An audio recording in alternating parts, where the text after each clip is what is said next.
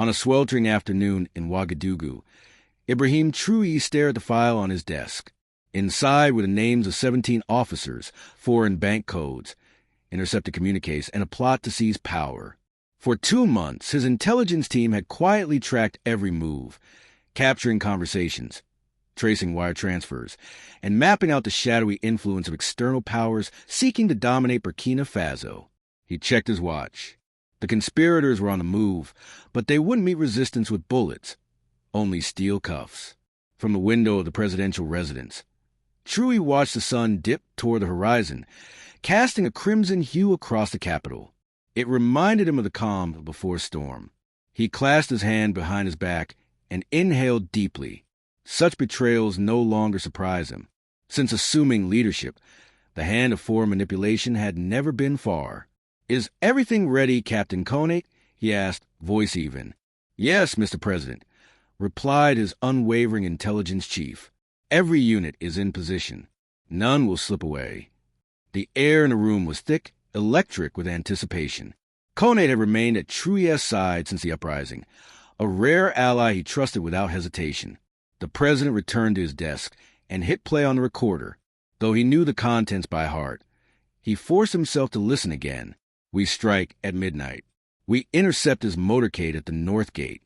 Our allies from Paris will provide air support. After it's done, each of us will receive 50 grand. If we fail, we're guaranteed extraction." The voice belonged to Colonel Dio, once a brother-in-arms, now a conspirator. They had fought together against extremists, bled for their homeland. That same man now bartered sovereignty for foreign promises. Traoré recalled their last mission, rescuing a village overrun by gunmen, drinking from the same flask as villagers danced in relief. Dio had worn sincerity on his face. And now betrayal.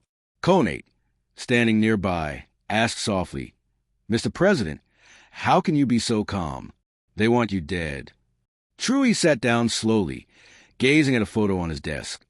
The proud image of Thomas Sankara, the revolutionary who renamed the nation, the continent's spirit, gunned down for dreaming too boldly. "Because we need justice, not vengeance," he said. "My life is nothing. Our people's future is everything." He traced a finger across Sankara's portrait, the leader who turned Upper Volta into Burkina Faso, the land of upright men. The irony stung. There was a knock. Major Ureo, commander of Special Forces, entered briskly, sweat beading on his brow. "Mr. President, they've begun. Colonel Dio and his men are arming themselves. They've departed the northern garrison." Traoré gave a single nod. "Execute the operation." Everything moved. Phones lit up. Radios hummed. Presidential security took up silent positions. Months of planning reached their crescendo. Outside, cicadas buzzed their evening song, unaware of history being rewritten. The city moved on. Hawkers packed up their goods. Families shared meals. Children chased each other in dusty yards. Traoré watched from security feeds. Coordinated raids struck simultaneously. Garrisons, safe houses, backrooms.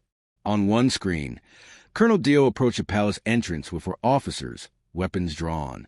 Their faces were hard with resolve. "For Burkina Faso," Traoré whispered. But then, loyal guards poured into frame. The plotters froze. Their weapons fell. Cameras caught Dio's shock. No bullets had been fired. Elsewhere, Captain Musa, a former academy mate, was apprehended while trying to seize the national radio. He held a prepared speech declaring Traoré ousted. By morning's first light, Traoré stood at the training grounds. Before him, 17 kneeling officers, stripped of rank, hands bound. The national flag rippled behind them, its red, green, and gold brilliant in the rising sun. The cameras rolled. This was more than justice. It was a message to the continent. Traoré walked forward, clad in a plain uniform, unadorned. No medals, no rank, only purpose. He stopped before the conspirators. They didn't meet his gaze. "Why are you here?" he asked. "Money? Power? Or cowardice?" Colonel Dio looked up, shame etched deep. "Mr. President, I am not your president." Traoré cut in. "I am the voice of Burkina Faso. And you betrayed your nation." His words echoed. Soldiers stood rigid, their faces stern. Many had once broken bread with these traitors. An aide handed Traoré a file. He opened it, pages fluttering in the breeze. Colonel Dio, June 12th. You met Captain Lauren from French intelligence in Paris.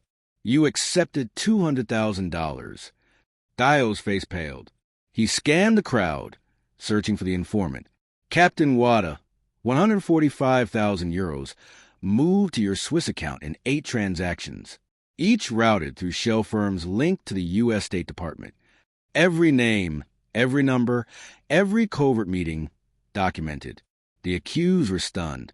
How had their entire operation been exposed? Traoré finished reading and turned to the crowd. Soldiers, press, millions watching live. This is how they weaken us, he declared. They pay our brothers. They promise safety while stealing our dignity. Cries rang out. Mothers wept. Veterans glared. He raised his hand. Silence returned. But we are not for sale. Burkina Faso is not a commodity. Africa is not a market of puppets. And treason, he said, voice sharp, always carries a price. The sun now blazed overhead. Heat shimmered above the dirt. Yet no one stirred, gripped by the moment. Traoré stepped closer to the prisoners. Some flinched. Instead of wrath, he offered a whisper. We will not kill you, because we are not them. Justice means more than revenge. The traitors looked confused. In their world, betrayal ended in execution. Mercy was alien. Guards lifted them. Their limbs trembled.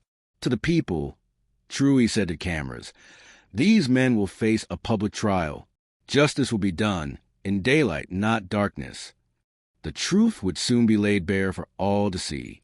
Foreign accounts would be frozen, and the world would witness that Africa had finally awakened. No longer content to be passive, Africa was now determined to chart its own course. As the detained traitors were escorted away, phones began to ring non-stop. Urgent requests for meetings flooded in from Western embassies, international organizations, and foreign journalists. But Ibrahim Traoré's focus remained solely on his people. This is only the beginning, he said softly to his assistant. The real storm is coming. He was right. Within hours, statements flooded in from France, the United States, and other Western nations. They voiced concerns, hope for protection of human rights, and urged respect for democratic processes. But Traoré knew the real message behind their diplomatic language. Release our allies or expect sanctions, media attacks, or worse. But these threats were no longer effective. The old tactics of intimidation and economic pressure were faltering across Africa. 2 days later, Traoré addressed the nation. This time, he stood before his people in full military regalia, medals shining across his chest. It was an unusual choice for a leader who typically preferred simple attire, but today, his uniform symbolized the weight of the moment. He stood in Sankara Square, a place named after the revolutionary leader whose ideals still ignited the hearts of the people. Thousands gathered, drawn not by coercion, but by a genuine desire for change. My Burkinabe brothers and sisters, he began, his voice burning with passion, I have a question for you. Who owns Africa's wealth? Our gold, our uranium, our diamonds. Whose right is it to claim these resources? The crowd responded as one. Ours, our lands, our water, our future. Who should control them? He asked again. The answer rang out louder, a wave of unity crashing to the square. Ours! Traoré spread his arms wide, taking in the crowd. He didn't need notes or a teleprompter. His words came from deep within. Then why are we still hungry? Why are we still poor? Why are others getting rich from our resources? The square fell silent. Everyone knew the painful truth. Children whose bellies should have been full, young men whose callous hands worked in gold mines owned by foreign corporations. Yet none of them saw the wealth they helped create. Some are selling us out from within. Traoré continued, his voice steady but heavy. Some are selling their own brothers, their own mothers, their children's future to foreign powers. Images of the arrested conspirators, the seized foreign money, and encrypted messages appeared on large screens. Look, Traoré said, pointing toward the displays. This is what betrayal looks like. This is how the colonial mindset works. While we sleep, they make plans. While we work, they steal. While we fight for freedom, they report to their masters. Then, copies of Western intelligence documents appeared on the screen. Operation names, code names, budgets, and targets. The world watched in disbelief. Such a public revelation was unprecedented, especially for a sitting head of state. How do you think we obtained these documents? Traoré asked, a faint smile tugging at his lips. Because now we have eyes, we have ears, and most importantly, we have minds. Laughter broke out from the crowd. The tension had lifted. This was more than defiance. It was empowerment. The Burkinabe people knew they were no longer powerless. Their government was capable of sophisticated intelligence, no longer the helpless victim of exploitation. Traoré's voice strengthened, echoing through the square. The coup plotters are in prison, but their masters remain free, sitting in their luxurious offices.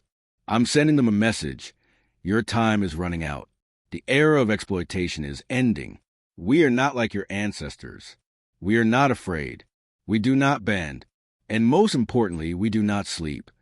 As his speech concluded, not just Burkina Faso, but the entire continent was reverberating with his words.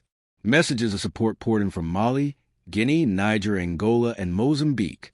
Citizens filled the streets in capitals across Africa, echoing Traoré's calls for accountability and self-determination. Diplomats scrambled behind closed doors. The exposure of Western intelligence activities was a major crisis. The coup attempt had failed, but this was merely one battle in a far larger conflict. The struggle for Africa's sovereignty and freedom was only just beginning. That evening, Traoré returned to the presidential palace. Despite the triumph, the weight of leadership bore down on him more than ever. The path ahead would be fraught with challenges. Foreign powers would not simply accept this threat to their influence. As he walked the corridors, he nodded to the guards, who stood a little taller, a little prouder after the day's events. In his office, he reviewed the latest intelligence reports. The country remained calm, but watchful. Later, on the palace terrace, Traoré gazed out at the horizon. Sankara, he whispered, remembering the late revolutionary. Today, we took one more step toward your vision. The stars in the Burkinabe sky seemed brighter than ever before. In the days that followed, the international pressure intensified. Western media outlets began calling Traoré a military dictator, a threat to democracy. Economic advisories were issued, warning against investment in Burkina Faso. The French embassy scaled back its presence, citing security concerns, while the American ambassador demanded an urgent meeting, only to be politely told that the president was visiting rural agricultural projects. Despite the diplomatic rebuffs, something unprecedented was unfolding inside the country. Citizens organized volunteer patrols to protect military installations. Women's groups formed neighborhood watch teams. University students countered foreign propaganda with fact-based initiatives. Across markets, cafes, buses, and homes, people freely discussed the legacy of colonialism, economic exploitation, and their right to sovereignty. A week after the failed coup, Traoré took another bold step. He called for a press conference, inviting journalists from across the globe. The Western reporters expected him to soften his stance, perhaps issue an apology, but instead, Traoré entered the National Assembly building with boxes full of evidence, financial records, communication logs, even weapons with serial numbers traced to European manufacturers were laid out. These are not accusations, he said, his tone calm but resolute.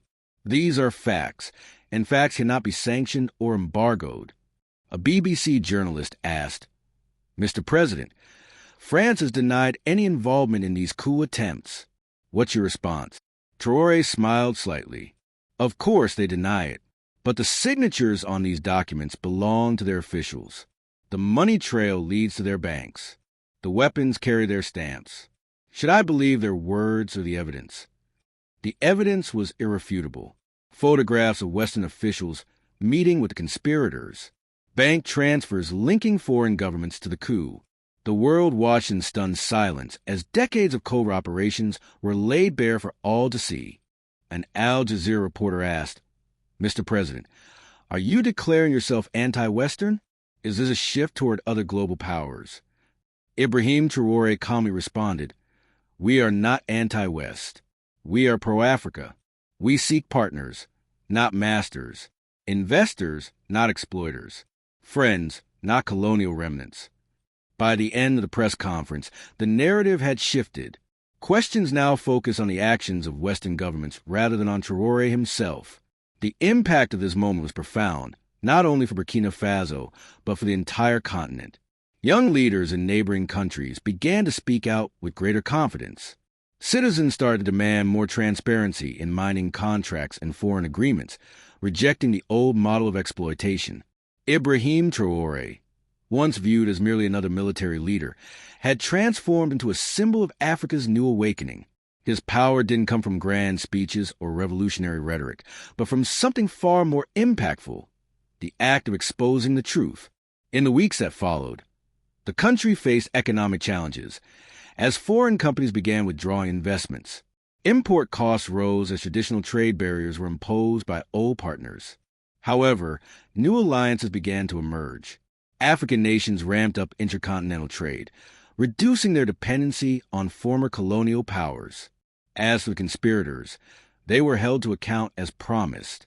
Public trials were held with international observers, ensuring due process. Traoré's vision wasn't rooted in vengeance, but in building a system of accountability and justice. 3 months after the failed coup, Ibrahim Traoré visited a small village near the Mali border. Without any entourage or press, he simply wanted to connect with his people. Under a giant baobab tree, elders greeted him warmly. "My son," an elderly woman said, holding his hands, "we have known many leaders, many promises, but you have brought us something different. You brought us truth." Traoré sat with the villagers, listening to their concerns: water shortages, lack of school supplies, and medical needs. These were the issues that mattered to them, not the distant geopolitical struggles. As he sat, a young boy approached, holding a crayon drawing. It depicted Traoré standing tall with the words, "Burkina Faso forever," written below. "What's your name?" the president asked. "Thomas," the boy replied. That evening, as Traoré prepared to return to the capital, his phone rang. It was Captain Conate, his intelligence chief. "Mr. President, we've intercepted new communications. They haven't given up. New agents have entered the country. New plans are being made." Traoré wasn't surprised. He knew the struggle would be long and difficult. The forces against African sovereignty were patient and strategic. Keep monitoring, Conate. Keep listening. And most importantly, keep informing our people. An informed citizen is our greatest strength. As his convoy made its way back along the dusty roads, Traoré looked out the landscape. The fields where farmers worked, the schools where children studied, and the markets filled with life. This was what he was fighting for, not for power or personal glory, but for his people's right to control their own future. The battle against betrayal had been won, but the war for true independence was far from over. Ibrahim Traoré was ready for the long road ahead.